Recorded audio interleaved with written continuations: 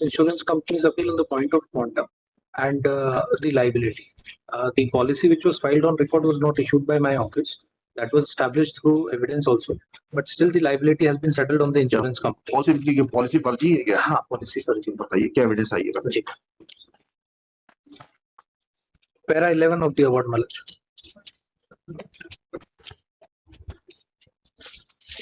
Internal page 11 में। जी पढ़िए please. इस संबंध में बीमा कंपनी के द्वारा प्रथम था तो ये इस आशय का तर्क किया गया, माला साहब गॉड जी जी जी किया गया है कि संबंधित वाहन अनाविदक क्रमांक 3 बीमा कंपनी से बीमाकृत वाहन नहीं था।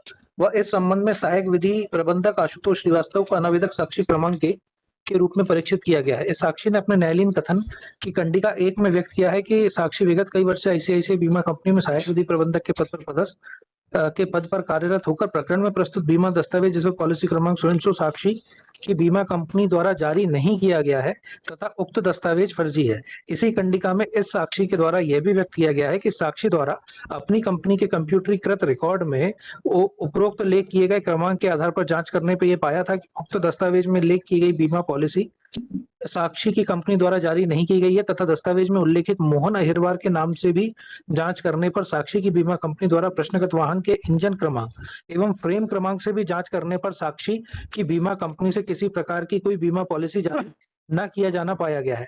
प्रतिपरीक्षण के दौरान इस साक्षी ने कंडिका क्रमांक 2 में इस सुझाव को गलत बताया है कि मोटरसाइकिल क्रमांक MP 1600 का बीमा साक्षी की बीमा कंपनी से जारी किया गया है तथा साक्षी क्लेम से बचने के लिए असत्य कथन कर रहा है। न्यायालयीन कथन की कंडिका 3 में इस साक्षी द्वारा इस सुझाव को गलत बताया गया है कि संबंधित वाहन का बीमा साक्षी के कार्यालय द्वारा किया गया है।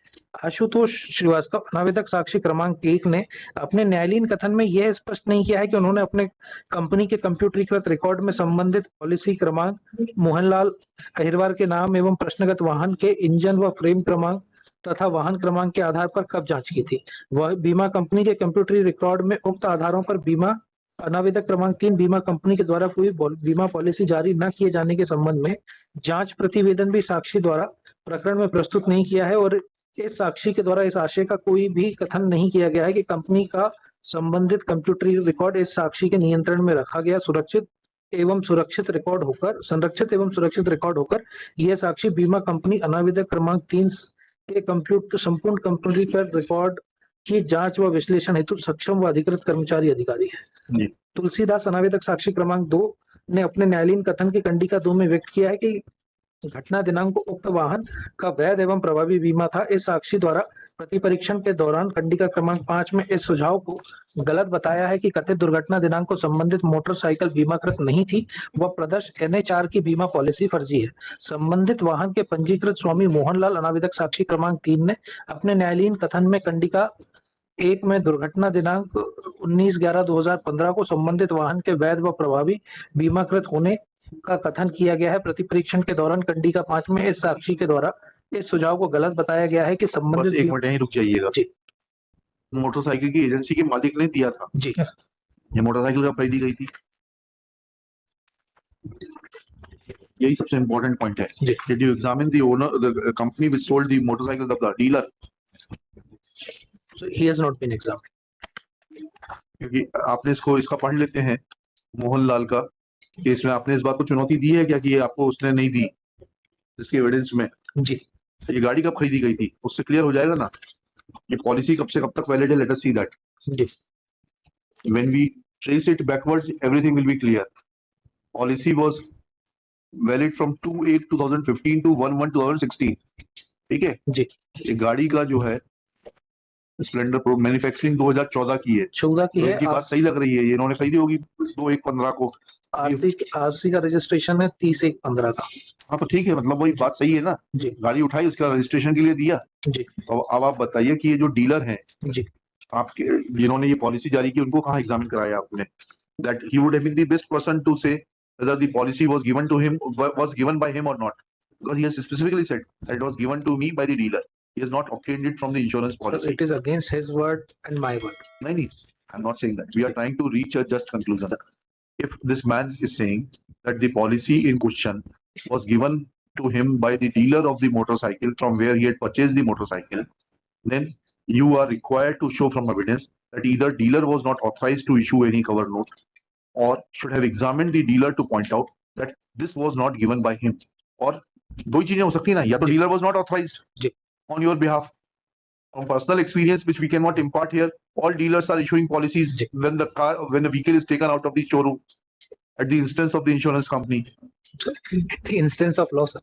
हाँ ठीक है, जो Law mandates that the vehicle should not come on road from the dealership without being insured. हाँ, तो So that means that dealer was acting as your agent. yes, So if agent has done something, you are required to examine the agent to say that sir, he would be my agent. he's your agent. He would be my agent in the event there is a policy issued by me.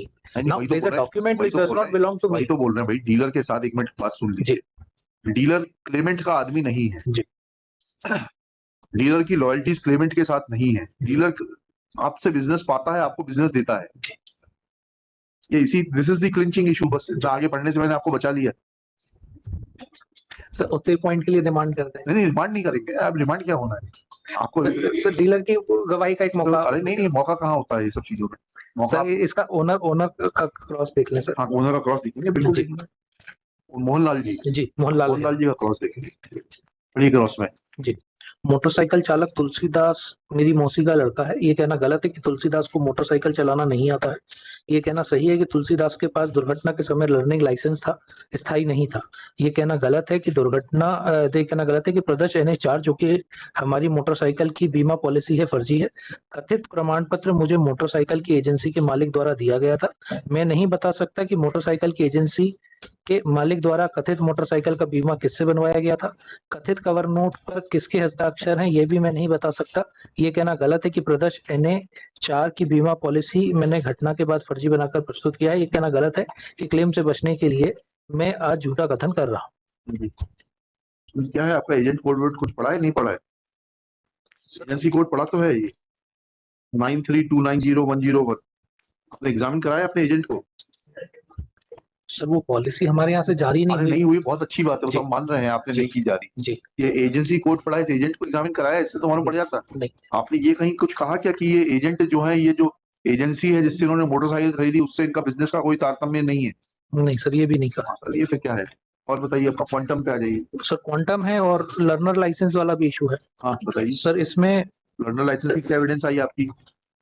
तो वो admission है उसका। नहीं ठीक है, तो पीछे कोई कौन बैठा था साथ में? कोई नहीं बैठा था, अकेला था जी। तो रूल 3 का वायलेशन। आरटीओ को एग्जामिन कराया आपने? Sir admitted facts need not be proved.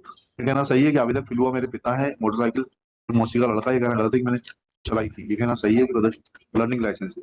RTO द्वारा मुझसे कहा था कि 15 के बाद तुम्हारा बन जाएगा, तो मैंने घटना के बाद इसका लाइसेंस नहीं बन पाया।